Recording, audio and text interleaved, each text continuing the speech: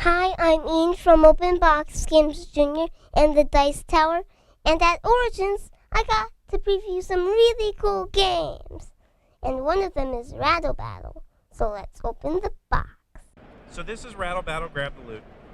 In addition to playing with the awesome pieces that make up your pirate ship, you actually fight with your pirate ships in the game.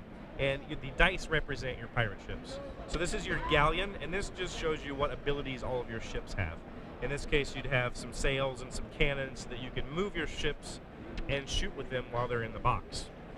So during the game, there's two phases of the game. One is the questing phase, where we're going to go out and take on adventures, and the second phase is the port phase, where we're going to spend all the stuff we get from the adventures to upgrade our ships like he's done here.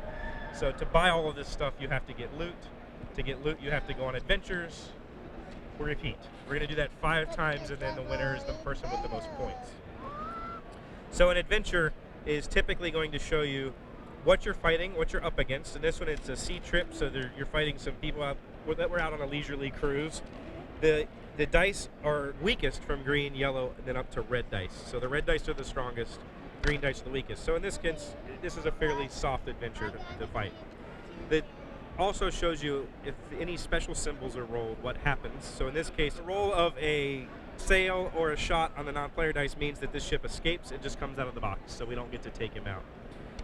It also shows you how much loot each player gets for participating in the adventure. So regardless of how many ships you send or whether you survive, you're going to get 5 loot from the loot bag. And for this particular scenario, there's a special rule down here that for each ship that escapes, we're going to lose 1 loot. So you'll get 1 less.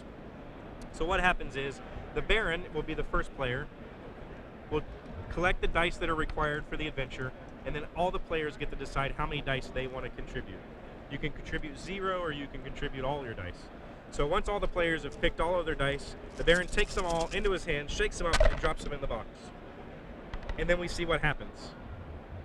Starting with the non-player ships that rolled symbols, they take their actions. So this one escapes, this guy escapes, and that's left. That's what's left.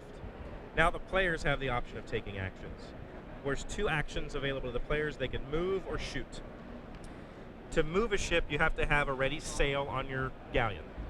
So all you would have to do is flip your sail over to the used side, and that will have artwork on it. And you can move one of your ships, and it can be any of your ships.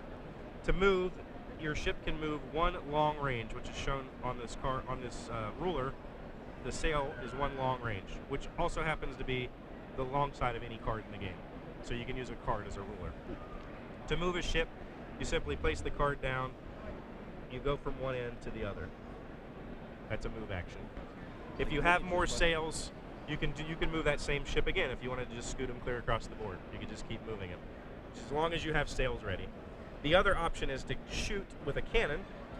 If you have a cannon die, you can shoot 1 short range, which is the short side of a card, or marked in black on the ruler.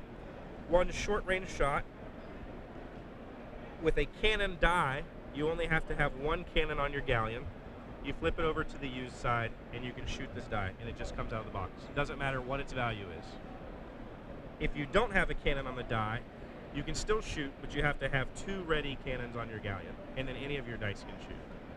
Flip the 2 over, take the guy out of the box.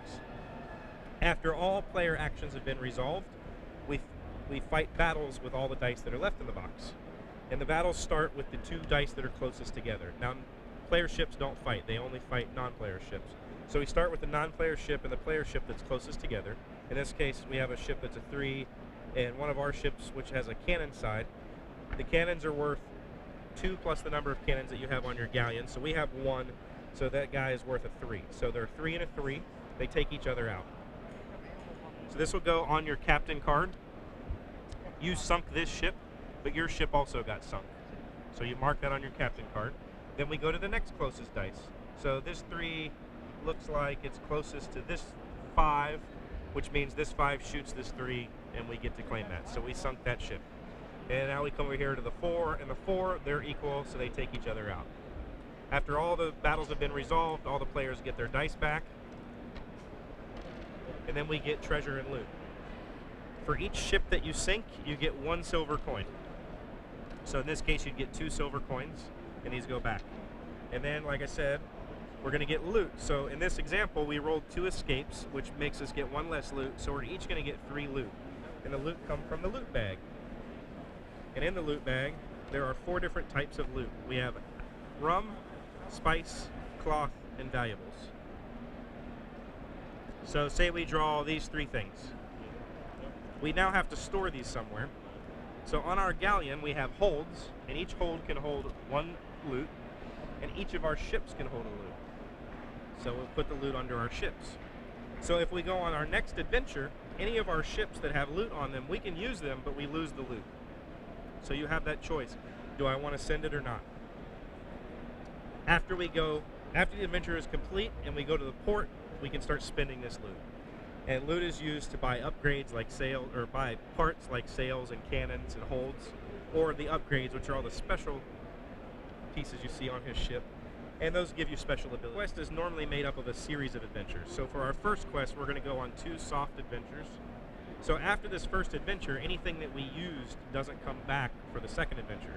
So you kind of have to decide, do I want to use it or do I not want to use it? Then after the second adventure, all of our sails and cannons refresh, and then, starting the second quest, we can use them all again. So after we upgrade, we can buy parts for our ships. We can also trade our loot in to get coins from the Pirate King.